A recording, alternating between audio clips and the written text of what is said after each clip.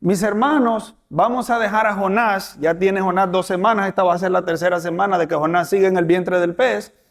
Y Dios mediante, el próximo domingo no, sino que el siguiente vamos a seguir con el profeta desobediente, la serie de la bondad y la severidad de Dios, de los profetas menores. Pero déjenme decirles que el capítulo 2 de Jonás, al que nos toca, para que ustedes vayan leyendo, lean esa oración de Jonás tan bonita y después leen el capítulo 4 y ustedes me van a decir, esa oración de Jonás se parece mucho a la del fariseo y publicano, ¿verdad? Y que nos podamos ver en Jonás. Vayan estudiando el texto, vayan leyéndolo. Son 4 capítulos, se encuentran cosas enriquecedoras ahí, así como las hemos venido viendo, que no hemos podido ni terminar. Pero hoy, el sermón de hoy es más que todo un recordatorio. Es un recordatorio de la fe que profesamos y también de qué es la iglesia del Señor. Así que voy a leer un texto que muchos lo conocemos. Es un texto muy desafiante porque hay mucha historia detrás de ahí, en ese texto que pudiéramos desprender y empezar a debatir si es Pedro, si son las llaves, si qué es, qué no es. Pero realmente vamos a ver 5 cosas.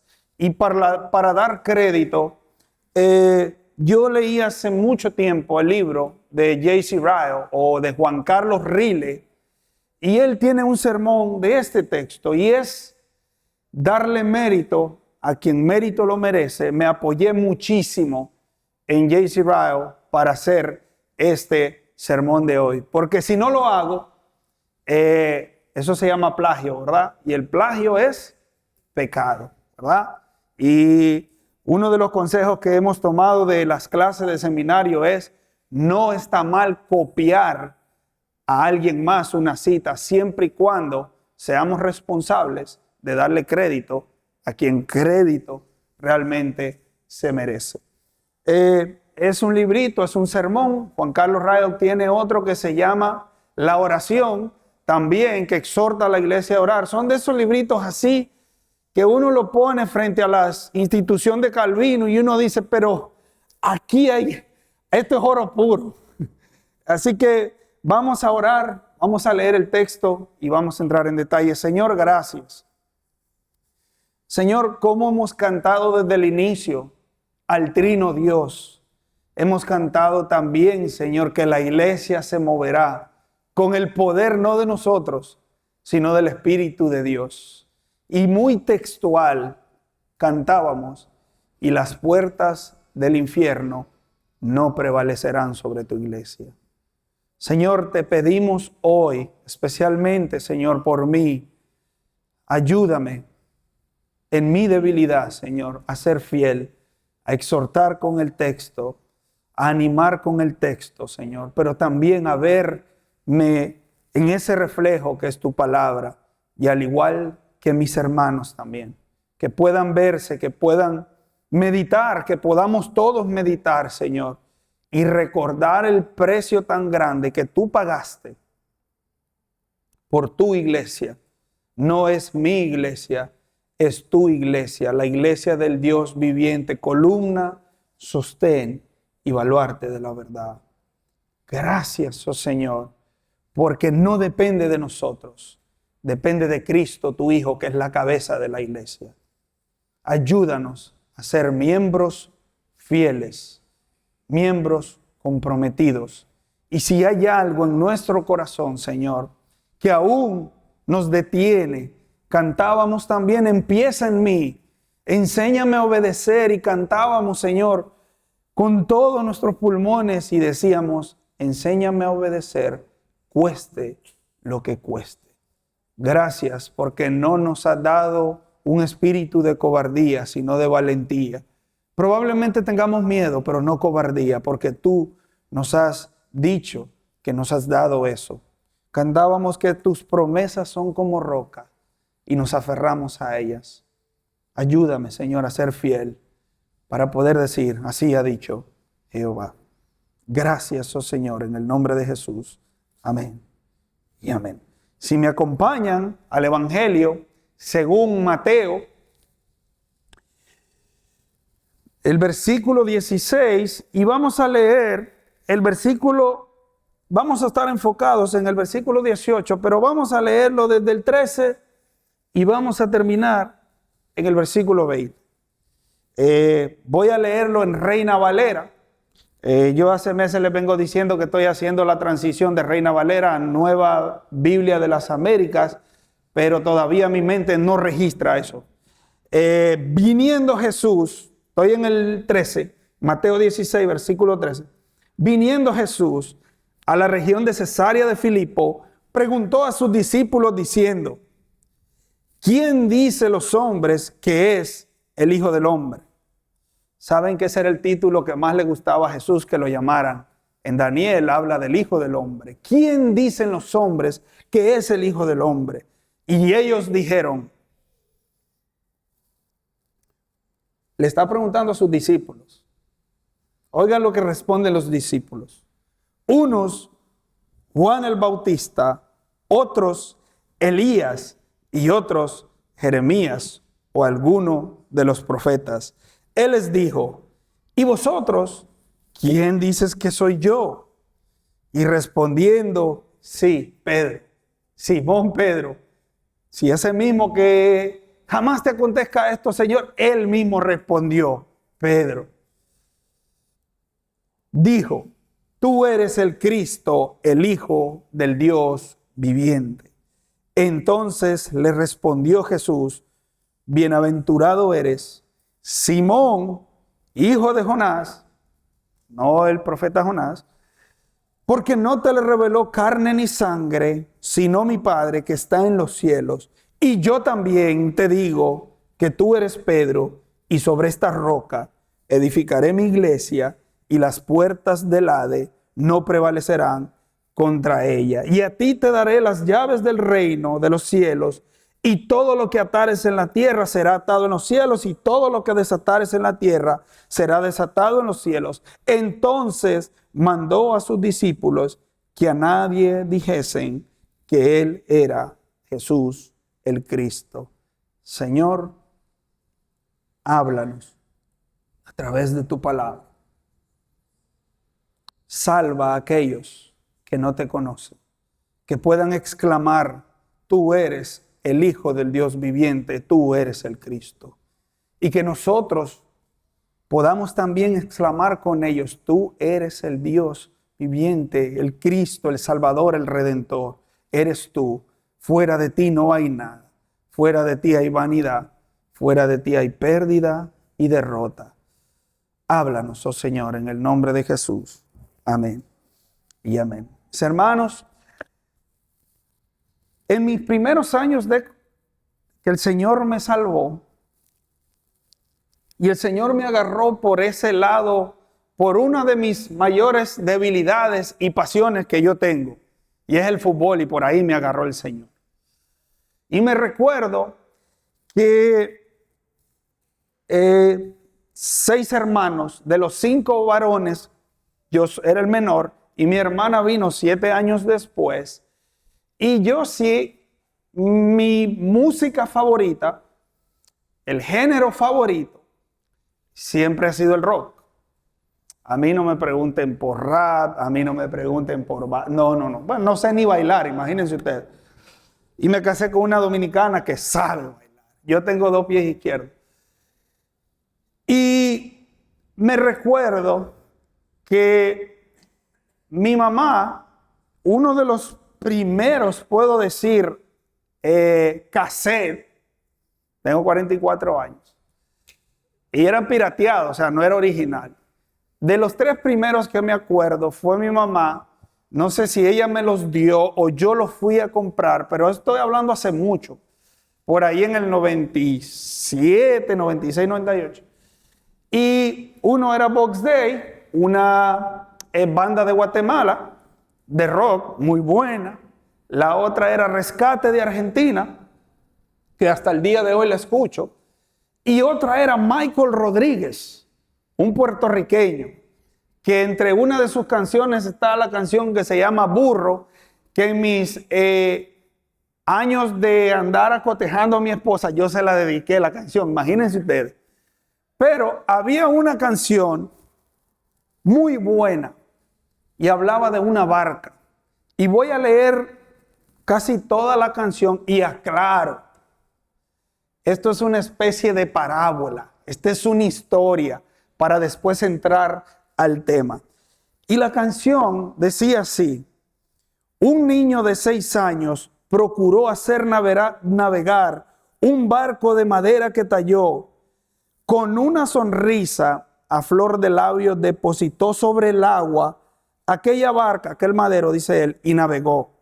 Se gozaba al ver su barca funcionar, se reía al ver la obra de sus manos, navegando aguas profundas. No hay palabras que expresaran su emoción, pero de repente la marea subió y una ola de mar aquel barquito secuestró.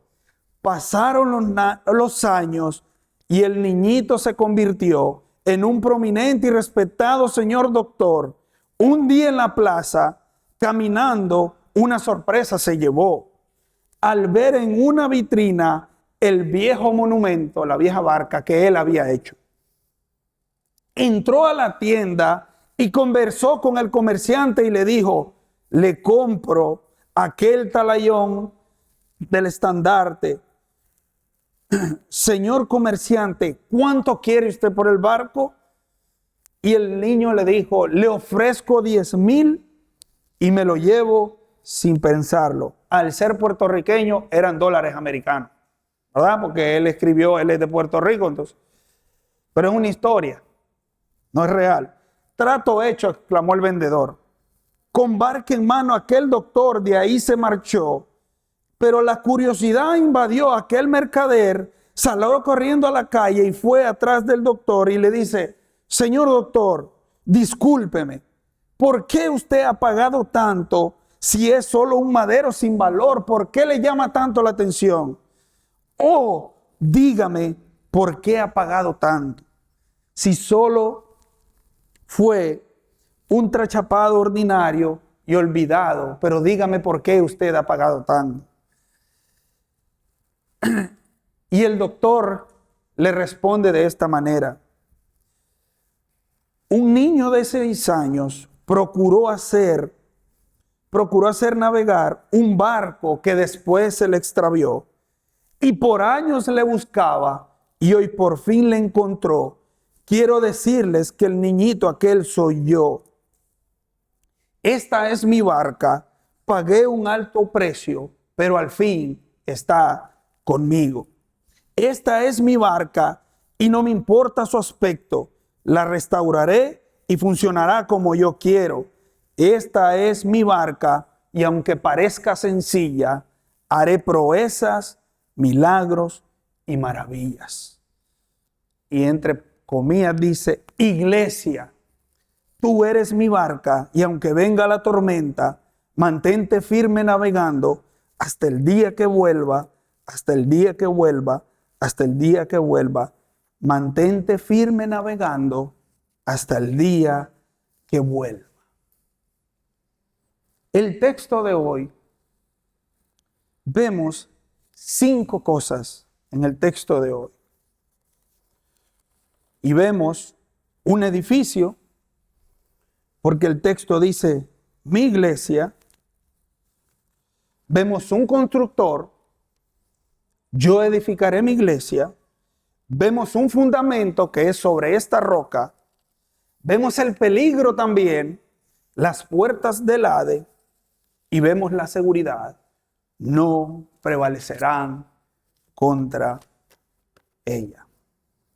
Hermanos, la pregunta que nosotros debemos hacernos, la pregunta central que nosotros debemos hacernos, no es simplemente a qué congregación nosotros visitamos o a qué denominación nosotros pertenecemos. Estamos siguiendo a través de las denominaciones, ¿verdad? Y hay muchísimas. Hoy vimos el anglicanismo Después vamos a ver a los bautistas, después vamos a ver a los presbiterianos, después vamos a ver a los pentecostales. Pero no es eso de lo que está hablando el texto. No es a qué denominación o a qué tradición eclesiástica, o dirían los teólogos, a qué eclesiología nosotros aceptamos en nuestra iglesia. La cuestión decisiva es si pertenecemos a la iglesia que Jesucristo mismo llama mi iglesia. El pueblo que Él redime, llama, santifica y conserva. Y Mateo 16, 18 contiene unas de las declaraciones más majestuosas que el Señor pudo haber hecho, pero también contiene unas de declaraciones más polémicas al momento de interpretarlas. Voy a dar una nota al pie, es de este texto que nuestros amigos, los católicos romanos, se agarran para decir que Pedro es el primer papa y que él es la autoridad. No vamos a entrar en más detalle porque no acabamos hoy. Son 2000 años de historia, por ahí más o menos. Pero esta declaración es majestuosa de Cristo acerca de su pueblo. En una sola frase, Cristo da 5 realidades: un edificio, un constructor, un fundamento, un peligro y una seguridad. Así que una comprensión correcta de la iglesia no es un asunto secundario. No es un asunto secundario.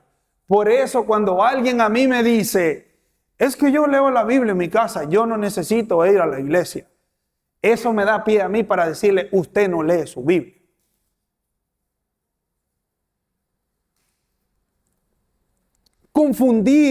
Tendemos a confundir la iglesia visible con la totalidad de la iglesia verdadera. Y eso nos puede llevar a un orgullo denominacional, es decir, nosotros somos los bautistas reformados, dueños de la verdad. Yo estuve en Estados Unidos 2 domingos y me congregué en una iglesia bautista, nuestro hermano Héctor Nolasco, y me congregué en una iglesia pentecostal de mi hermano Juan Milla.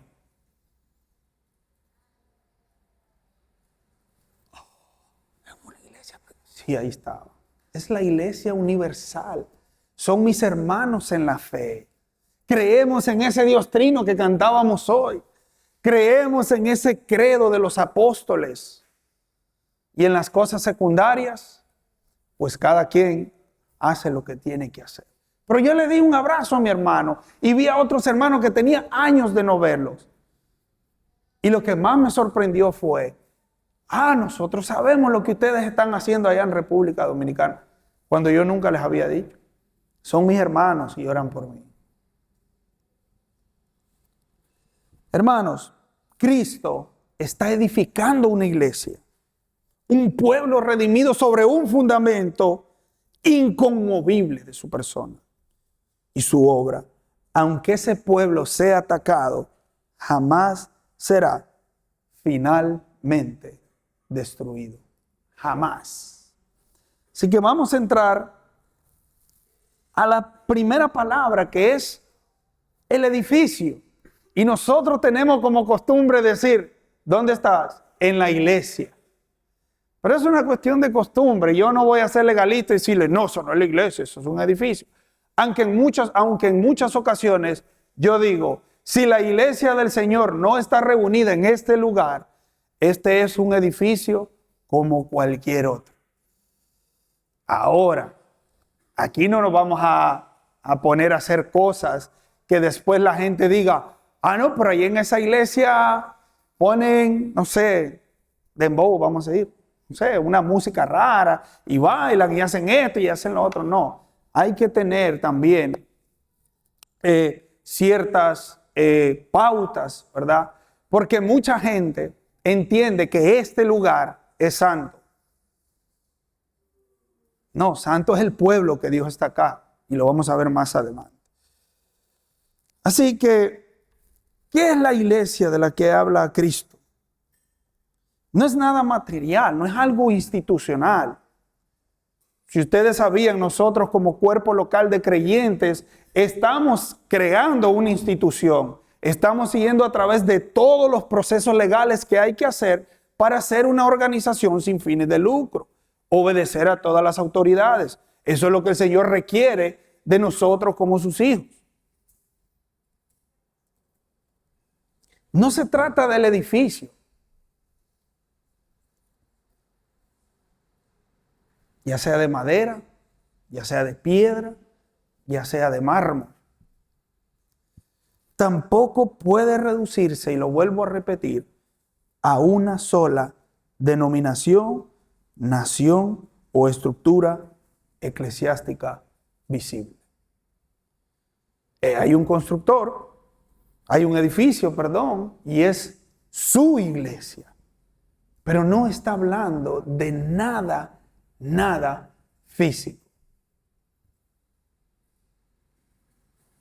Ustedes saben que nuestros hermanos ahora mismo en Irak o en esos países donde hay persecución, o podemos hablar de los hermanos en Venezuela, o podemos hablar de los hermanos en Colombia, que tal vez sus edificios se cayeron, pero ellos siguen adorando juntos al Señor, abajo de un árbol puede ser.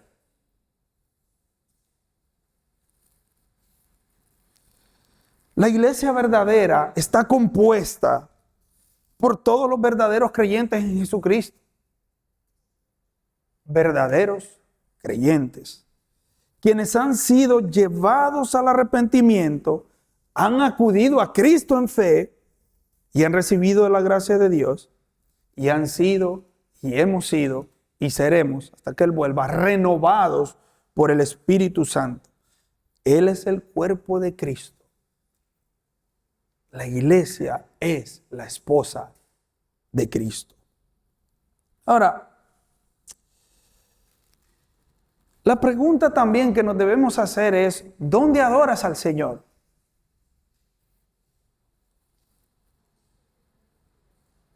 Esa no debería ser, la pregunta, ¿dónde adoras al Señor?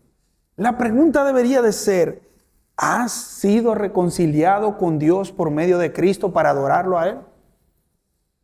Él lo dice muy claro, Él busca adoradores en espíritu y en verdad. ¿Hay evidencias en nosotros de una vida de arrepentimiento, de fe y de una vida renovada? Acuérdense, es su iglesia, no es mi iglesia. Es muy común nosotros decir, no, yo voy a la iglesia del pastor Arocha. O en referencia uno dice, no, la iglesia Bautista Internacional, la de Miguel, dice uno. No, a la de Osama, la de Otto. Es la iglesia del Señor. No es mi iglesia, no es la del pastor Arocha, no es la de Miguel Núñez, no es la de Otto Sánchez, no es la de Suel Michelén. Es la iglesia del Señor Jesucristo. Por eso Él dice, es mi iglesia. En el texto lo dice. Y sobre esta roca edificaré mi iglesia. No sé quién lo mencionaba temprano en la mañana. Y hermanos, el domingo no es opcional. Hermanos, el domingo como pueblo juntos estamos aquí para exhortarnos, para amarnos, para discutir, para opinar, para reunirnos, para hacer tantas cosas. Es en este contexto donde nosotros mostramos parte del amor de Cristo. El hierro con hierro se afila. No dejen de congregarse. ¿Para qué? Para que se estimulen unos a los otros, para que promuevan las buenas obras los unos a los otros. Así que, hermanos, la primera cosa que vemos es eso. Vemos que la iglesia es del Señor. Y cuando nosotros vemos como aquel niño que pagó tanto la creación de sus manos y se le perdió por un rato,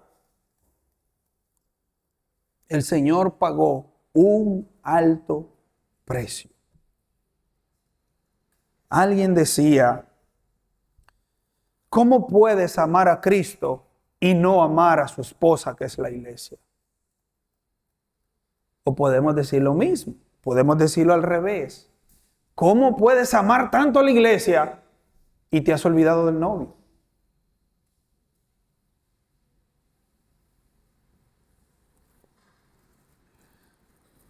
Hermanos, Pedro, en su carta, en Primera de Pedro, capítulo 2, versículo 5, si me acompañan, dice algo que pudiéramos nosotros debatir si Pedro es el que tiene las llaves del reino, si es sobre Pedro que será la iglesia edificada. En Primera de Pedro, capítulo 2, versículo 5, este es Pedro, el que dijo, tú eres el Cristo. Miren lo que dice Pedro, 2:5.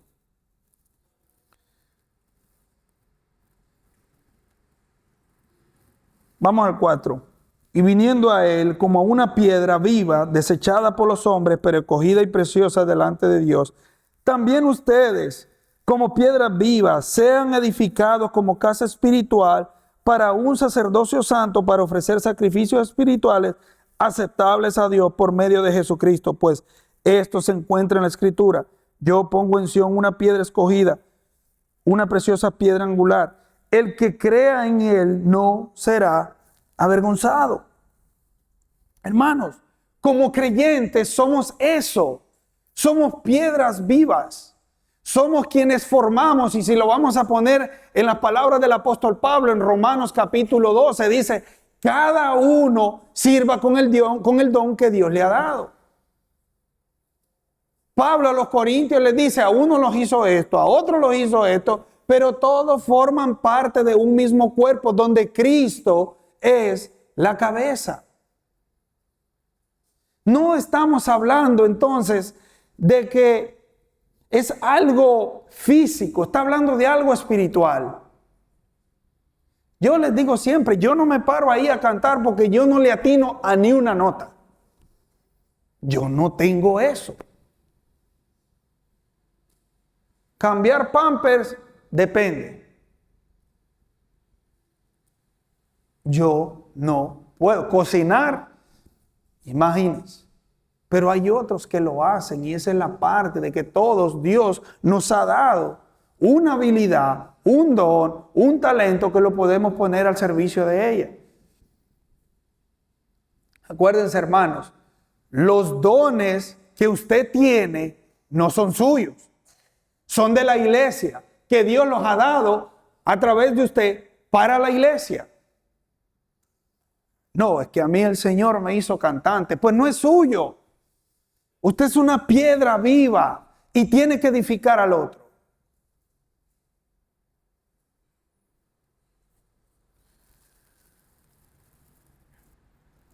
Lo decíamos en Corintios, cada creyente constituye una parte del cuerpo de Cristo.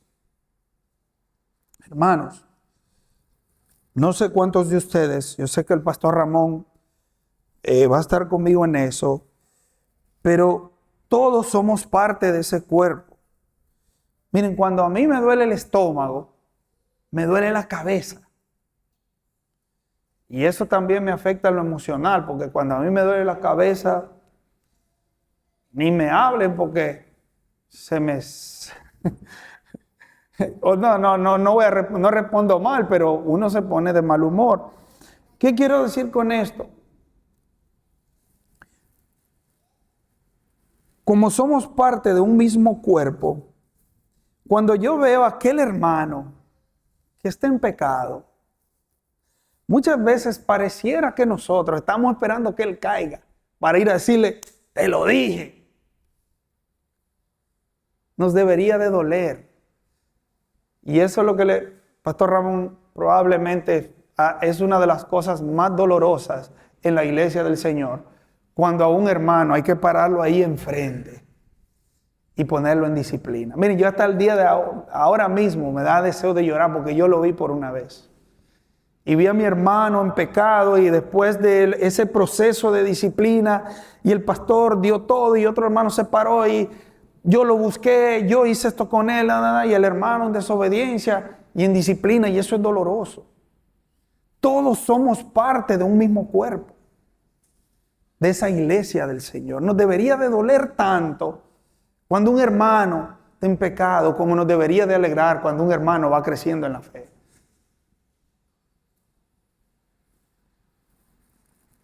El pueblo de Dios es edificado juntamente para la morada de Dios en el Espíritu. ¿Se acuerdan en Efesios capítulo 2 del 19 al 22? No lo vamos a leer. Es ahí donde vamos a edificar. ¿Se acuerdan en Apocalipsis aquella imagen donde dice que gente de todo pueblo, lengua y nación? No le estoy agregando nada a la escritura. Y de varias denominaciones también estarán ahí, adorando al Señor y diciendo: santo, santo, santo eres, Señor. Hermanos, no descansemos en el nombre de una iglesia, en el bautizo, o en una tradición familiar, o en la asistencia dominical. Ah, no, el hermano Pablo dijo que no vayan a la iglesia, entonces no. Es de preguntarnos si pertenecemos personalmente a Cristo. La verdadera iglesia está formada por personas vivificadas por el Evangelio.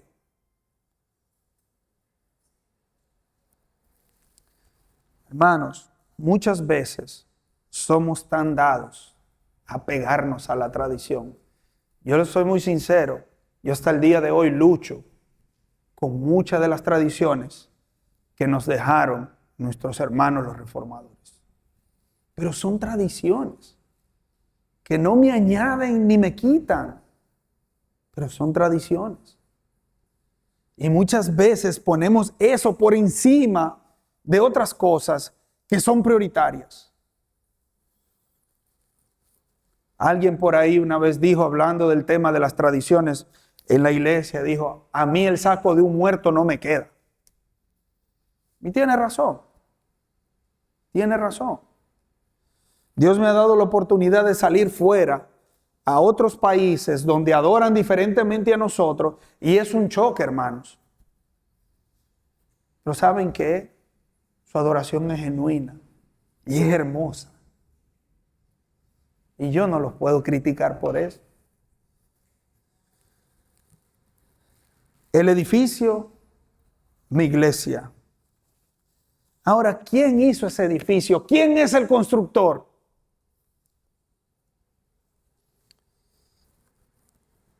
Y sobre esta roca edificaré. ¿Y quién está hablando? ¿Pedro? Es Cristo, hermano. Es Cristo. Es una verdad consoladora realmente. Consoladora. Estaba con el hermano Nolasco y él está plantando una iglesia. Y el domingo que yo fui, éramos 6. Con Hunter y conmigo. 6. Yo miraba al hermano y miraba a los otros hermanos, a su esposa y al muchacho que toca la guitarra, y les decía: Dios es el que va a añadir gente a su iglesia. Nuestro trabajo es, al pararnos aquí, ser fiel a lo que ahí está escrito. Mis ovejas oyen mi voz y me siguen. Yo le decía: hermanos, no se desanimen. Mientras esto siga siendo predicado fielmente, olvídense que el Señor va a traer a sus ovejas. Hermanos de Gracia y Esperanza, nosotros lo hemos visto. Nosotros lo hemos visto. El Señor ha traído. No hemos sido nosotros, no han sido los métodos. No ha sido Nada de lo que nosotros hayamos hecho que el Señor ha traído hermanos para acá. ¿Saben qué ha sido? Porque Él es el constructor. Él sabe. Él es el arquitecto. Él mismo ejecuta a través de nosotros cómo es su plan. Hermanos, descansa fielmente en Cristo. El Padre escoge, el Hijo redime y el Espíritu Santo aplica eficazmente la obra de la salvación. Cristo se presenta como el gran constructor de la iglesia en el lenguaje del texto. Cristo llama a sus ovejas, Él las trae, les concede vida, las incorpora a su pueblo. El Espíritu Santo es el agente divino que despierta, convence, renueva, transforma y conduce al pecador a la cruz. Hermanos, por eso nunca el crecimiento de una iglesia se debe medir por la cantidad de gente que tiene o por los métodos humanos que se utilizan.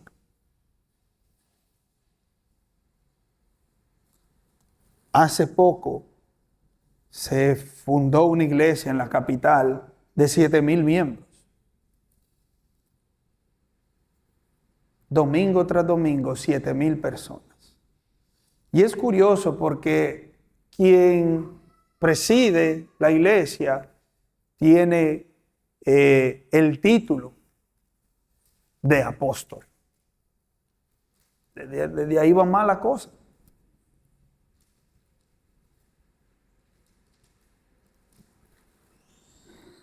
Estrategias humanas que al final, si no están edificados sobre la roca, eso se viene abajo.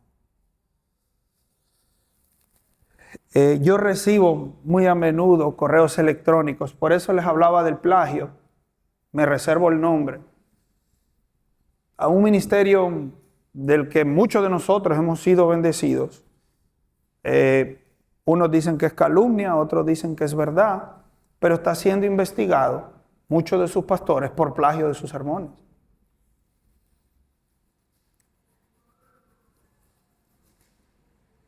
Es triste, hermanos. ¿Pero por qué es? Porque confiamos más en las estrategias que en aquel que dijo, yo edificaré mi iglesia. Ahora, ¿cómo la edifica Cristo?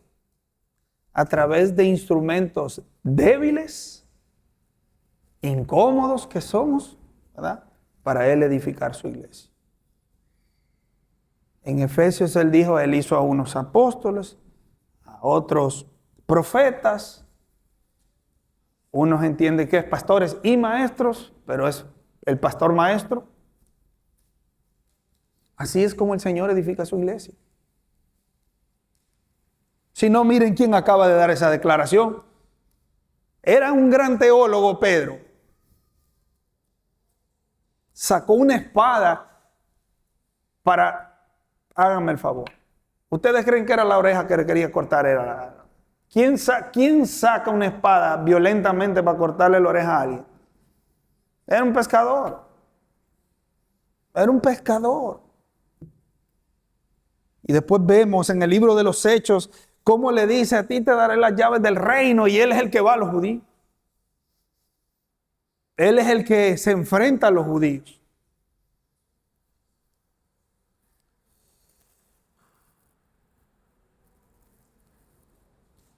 Hermanos, Dios ha dado medios para edificar su iglesia. Uno de esos es la predicación de la palabra. Otro es el compañerismo. John Stott, que lo vimos hoy, se me fue realmente, pero hay una frase que se me quedó muy marcada, que decía, la gente va a la iglesia buscando 3 cosas, pero a mí me olvidó la tercera y tengo que buscarla. La primera es respuesta a sus problemas, que es a través del evangelio. Segundo, compañerismo. Y la tercera realmente se me va de la mente. Y esos son los medios humanos para el Señor ir edificando a su iglesia.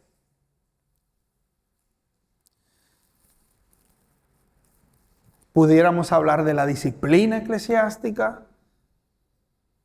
Pudiéramos hablar de los grupos pequeños, donde hacemos muchas cosas, donde perseveramos en la doctrina, compartimos, comemos, nos discipulamos, evangelizamos.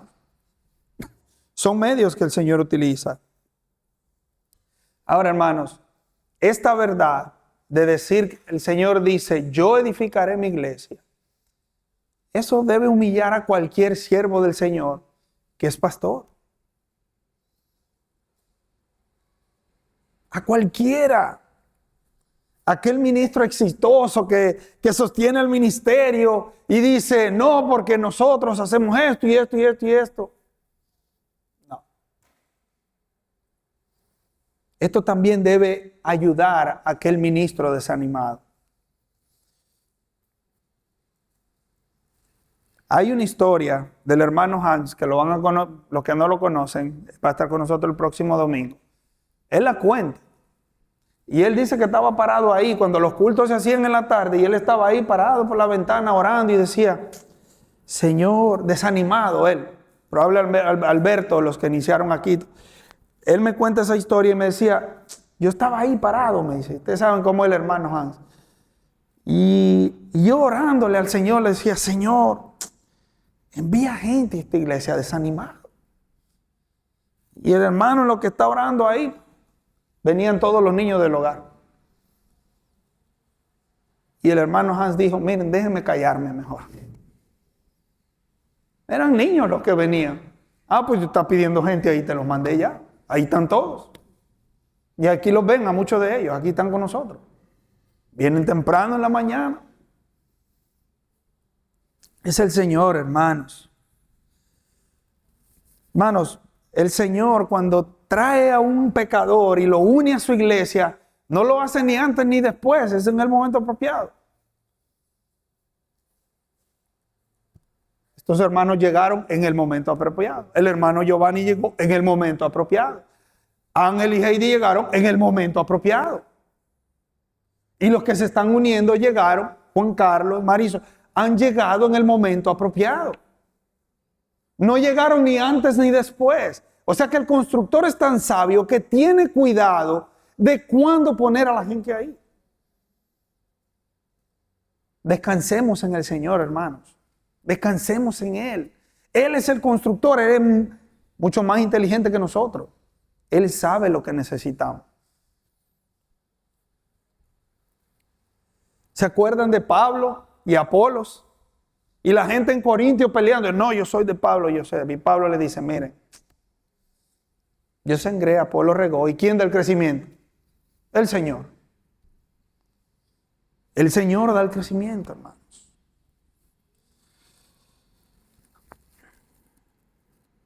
Hermanos, somos impacientes. El pastor Dave, que tiene un programa con los lugares pobres allá en Estados Unidos, él hace escuelas bíblicas de verano, tiene 4 sitios, una semana completa. Eso es desde las 10 de la mañana hasta las 7 de la noche y se montan un montón de juegos y cosas y se va a una comunidad, se va a otra. Eso es impresionante. Y una de las cosas que el pastor Dave decía es, el trabajo más difícil de ser pastor es que muchas veces sembramos, no vemos la cosecha y la recoge otro. Y él decía eso me da el orgullo a mí. Porque yo ya hice mi trabajo, yo ya sembré, otro va a regar. Y el Señor va a dar el crecimiento.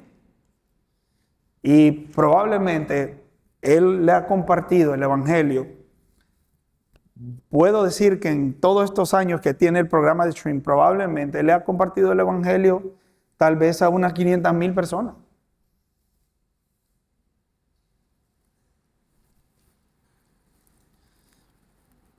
Hermanos, somos impacientes.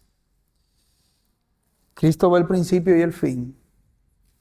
Él no comete errores en la construcción de su templo espiritual. En su misericordia vemos las piedras que escoge. En su misericordia vemos cómo el Señor dijo, no, voy a traer a este para aquí, voy a mover a este para aquí. Él es sabio.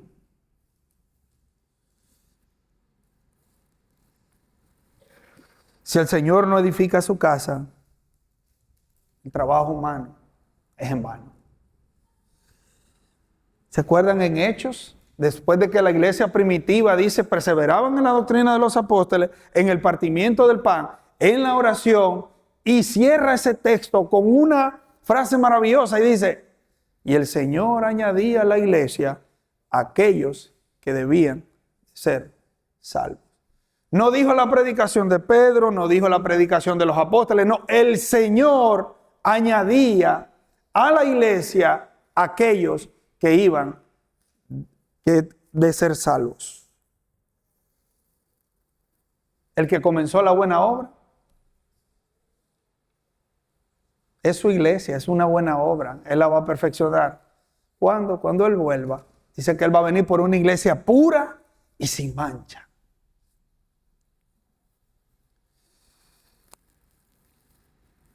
Hermanos, sirvamos con diligencia. Pero no como si la iglesia dependiera de nosotros,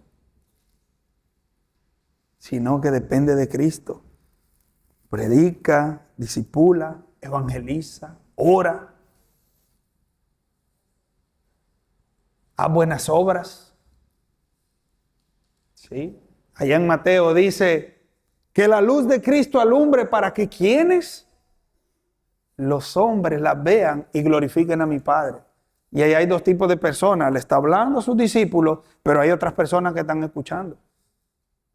Son importantes las buenas obras.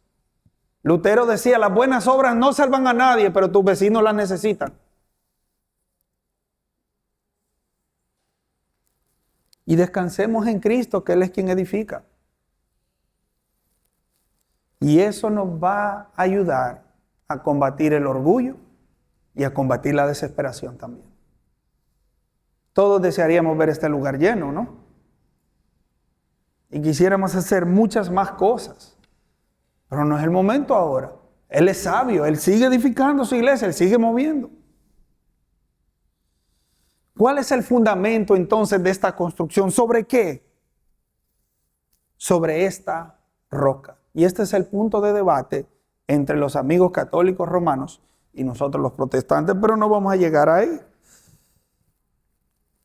Y pudiéramos debatir, pero el mismo Pedro en sus cartas habla de esa roca que desecharon los hombres. Pedro no dice sobre mí. En su carta toda la atención la dirige a aquella roca que fue desechada. Es sobre esa frase que dice Pedro.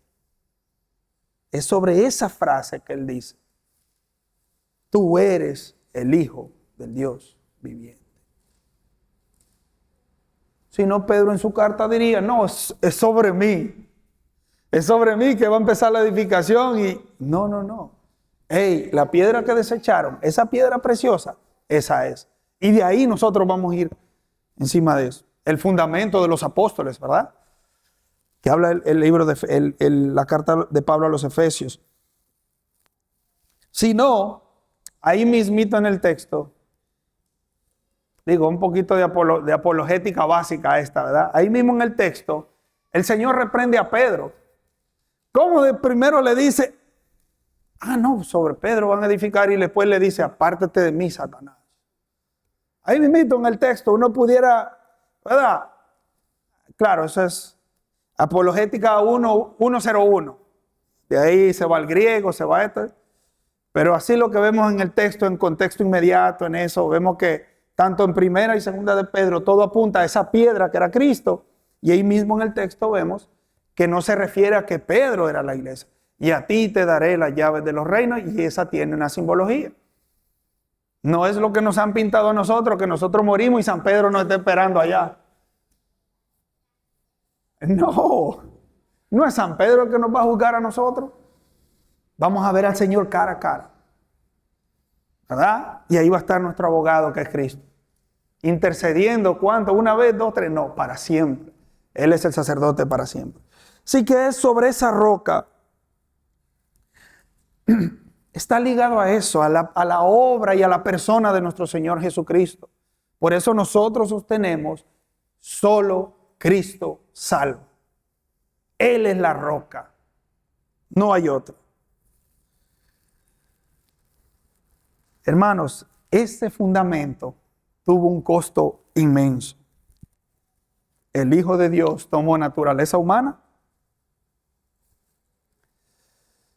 vivió en obediencia, sufrió el justo por los injustos, al que no conoció pecado. Dios le hizo pecado.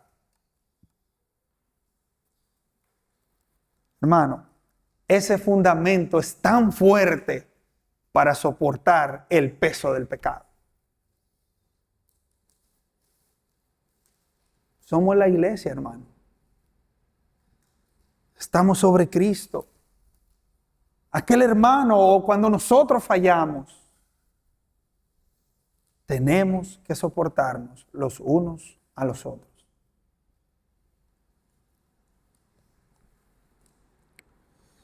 Hermano, la suficiencia de nosotros no está en nuestra fuerza, sino de que descansa en quien es nuestro Señor, nuestro constructor. Pedro le dice, tú eres el Cristo, el Hijo del Dios viviente. Nadie puede poner otro fundamento sobre el que ya está tirado. Aunque yo he visto construcciones aquí que ni fundamento tienen. Y lo hemos visto. Miren, en Estados Unidos fue el primer edificio que hicieron. Está en Illinois. Es el primer edificio que lo hizo un arquitecto que él es progresista. Y ese edificio gastaron tanto dinero que el Wexner Center se llama. Está en Chicago, perdón. Y entonces los salones son así como puntudos o salen las puntas así. O sea, eso ahí no es un tipo liberal, el diseñador, ¿verdad?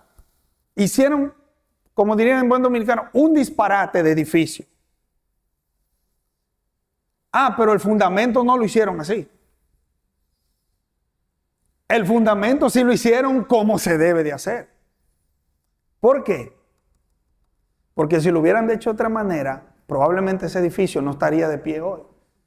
Y el Señor es tan sabio que Él es el constructor, Él es su iglesia y Él mismo es el fundamento. Fuera de Cristo, la iglesia se hubiera caído. Cristo es la piedra viva y escogida. No hay salvación en ningún otro, sino que en Cristo. Hermanos, ¿dónde está nuestra esperanza como individuos y como iglesia?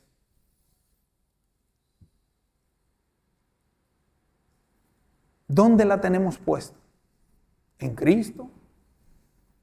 Siempre repetimos lo mismo: familias piadosas, iglesias piadosas,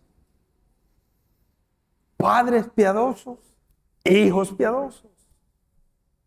¿Dónde tenemos puesta nuestra esperanza como individuos y como iglesia? ¿En el reino venidero, en la gloria de Cristo? Realmente nos hemos puesto a pensar y decimos, lo que hacemos como iglesia, ¿lo hacemos para qué? La respuesta debería de ser la gloria de Cristo. San Agustín decía, Señor, examina mis ideas, mis metas, mis planes, mis sueños. Y si mis planes y mis sueños no nacen en ti, destrúyelos. Eso habla de la gloria de Dios. Como iglesia, como individuos, lo que hacemos es para eso. Es para glorificar al Señor. Es una buena pregunta que deberíamos hacernos. Y hoy que tenemos reunión de liderazgo, es una buena pregunta hacérnosla. Como líderes. ¿Para qué hacemos lo que hacemos? Y el texto sigue: las puertas del Hades no prevalecerán contra ellas. Hay un peligro. Hacer el bien trae dificultad. Hay un conflicto. Las puertas del Hades. Yo no sé si a ustedes les pasó lo mismo que a mí con ese texto, pero yo miraba ese texto, cuando me la hacía la imagen era, yo en esa puerta deteniéndola así para que el Hades no viniera. No, es al revés. No es nosotros esperando que el Hades venga. No, es que el Hades no va a poder con la iglesia del Señor. Es lo que dice el texto. Yo no sé si ustedes tenían esa imagen, pero yo me la imaginaba así. Nosotros deteniendo la puerta para que el Hades... No, es al revés. Es que el Hades no nos puede detener.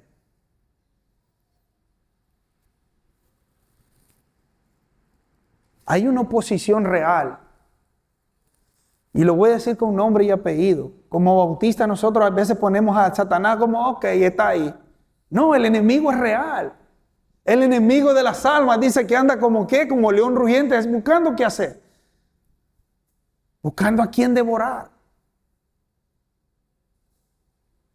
Jamás te acontezca esto, le dice Pedro al Señor en ese mismo texto. ¿Y qué le dice el Señor a Pedro? Apártate de mí, Satanás. Cristo habló mucho del infierno. Y es tan astuto que quiso tentar al Dios encarnado. ¿Y qué nos espera a nosotros? ¿Qué le espera a la iglesia del Señor? Ahora que estamos viendo en la escuela dominical las diferentes denominaciones, nos damos cuenta cómo denominaciones se han ido para el otro lado y ordenan homosexuales y están a favor de esto y están al favor de lo otro. Las puertas del Hades no prevalecerán. Es como ese equipo SWAT cuando entra a una casa, ¿han visto? No le hace, ¿puedo pasar? Eso es con toda la fuerza. Así mismo es el Hades. Hermanos, y la iglesia no es que sufre persecución ahora. Vimos la historia de la iglesia. Eso es desde siempre. Eso es desde siempre. La iglesia ha recibido persecución desde que la iglesia existe. El pueblo de Dios ha recibido persecución desde que Dios estableció su pueblo. Y la oposición puede adoptar formas distintas. Uno puede ser persecución abierta. Hace poco leí de un pastor chino que tiene 9 años de estar preso. Le quitaron su pasaporte americano. Tiene cáncer de próstata etapa 4. Y sus familiares están pidiendo al gobierno chino que por favor lo dejen volver a Estados Unidos para morir con su familia. ¿Saben cuál fue el pecado de este pastor? Abrir la iglesia. Presión cultural. Ahora las iglesias en Estados Unidos tuvieron que cambiar todas sus leyes y sus cosas porque si alguien viene y dice, no, cáseme y son 2 varones y no lo tenían ahí, es una demanda terrible. Un caso muy sonado de unos hermanos que tenían una panadería de hacer bizcochos. Y ellos, llegó una pareja, ¿me puede hacer un bizcocho? Y eran 2 mujeres, o varones, no me recuerdo, que se iban a casar y ellos dijeron, no. Y les metieron una demanda. El Señor se glorificó en ellos. Ganaron la demanda. ¿De qué otra manera? Seducción doctrinal. Acuérdense las cartas pastorales que le dice a Pablo, que le dice Pablo a Timoteo, y tú persistes en esto que te he enseñado.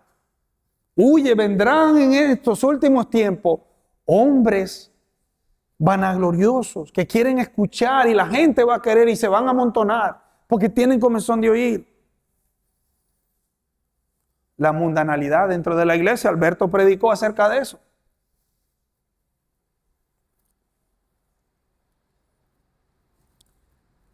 Hermanos, debemos de aprender a reconocer que la ausencia de conflictos no es la promesa de Mateo 16, 18. Van a haber conflictos.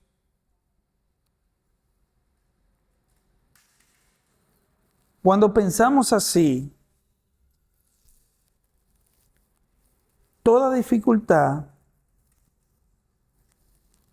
los errores que nosotros hacemos cuando pensamos de esa manera es que pensamos que toda dificultad significa que Dios nos ha abandonado. Bueno, Jonás es un caso de eso. Pensamos que a Jonás lo tiraron al mar y se acabó Jonás. Ya no volvimos a ver nada de Jonás. Pero ahí estaba la disciplina del Señor con un gran pez. La misericordia de Dios. No, hermanos, Dios no nos ha abandonado cuando hay persecución. Es necesario que suframos persecución. Y también la tendencia es que el éxito visible demuestra necesariamente fidelidad, y no es así tampoco.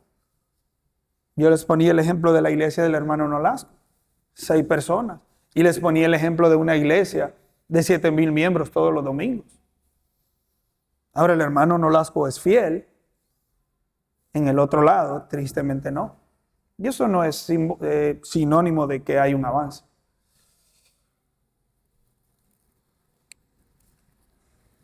Hermanos, es importante la armadura de Dios. Efesios capítulo 6. Y nosotros cuando leemos la armadura de Dios individualmente y como iglesia tengamos presente esto, es que después de toda la armadura habla de la oración. Y muy pocas veces tocamos ese texto. Vamos a Efesios capítulo 6.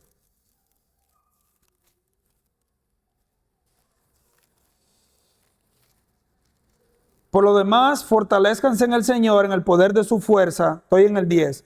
Revístanse con toda la armadura de Dios para que puedan estar firmes contra las insidias del diablo. Porque nuestra lucha no es contra sangre ni carne, sino contra principados, contra potestades, contra poderes de este mundo de tinieblas, contra las fuerzas espirituales de maldad en las regiones celestes.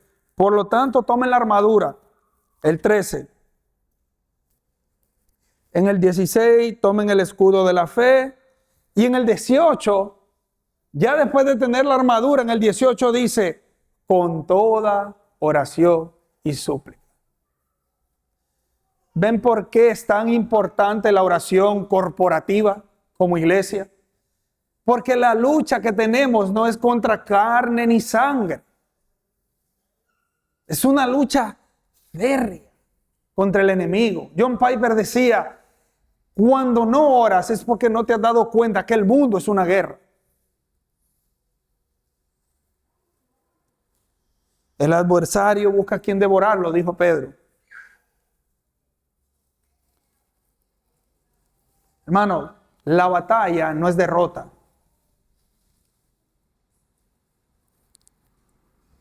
¿Por qué? Porque Él nos da una seguridad. Las puertas del Hades, y termina el texto, no prevalecerán contra ella. Sus promesas, cantábamos, como rocas son. Cristo no ha mentido. Él ha comprometido su palabra. De la misma manera, cuando Él nos salva, que nos dice que hemos sido sellados con el Espíritu, ¿saben qué son las arras? Es la garantía. Dios dice, yo te salvé, aquí está la garantía, es el Espíritu Santo. La tercera persona de la Trinidad es la garantía que el que comenzó la buena obra la va a terminar. Hermanos, eso aplica para la iglesia también. La iglesia se moverá, cantábamos. ¿Con qué? ¿Con poder de quién? ¿De los pastores? No, con el poder del Espíritu de Dios, con la garantía que Él nos ha dejado, que es su Espíritu, de que nunca vamos a estar solos. ¿Quién nos separará del amor de Dios? Nada, ni tribulación, ni hambre, ni angustia, ni ninguna cosa creada. Nada. ¿Qué le dice el Señor a los discípulos en Juan capítulo 10? De las ovejas que me diste, nadie me las puede arrebatar de la mano. Eso está hablando de ese cuerpo local de creyentes que hemos sido rescatados, que hemos sido redimidos y que somos santificados, esperando ser glorificados. Esa es la promesa del Señor. Hermanos, llegará ese día donde ya no tenemos que pelear con más nadie. Llegará ese día donde el Señor vendrá a liberar a su pueblo y dice que Él viene por una iglesia, ¿cómo? Pura y sin mancha. le dice a los hombres en Efesios, amen a sus esposas como Cristo amó a la iglesia. O sea, Él fue a la cruz, Él fue a morir por nosotros. Y santifíquenla. Y termino con esto, hermanos. Y termino con esta historia. Érase una vez un reino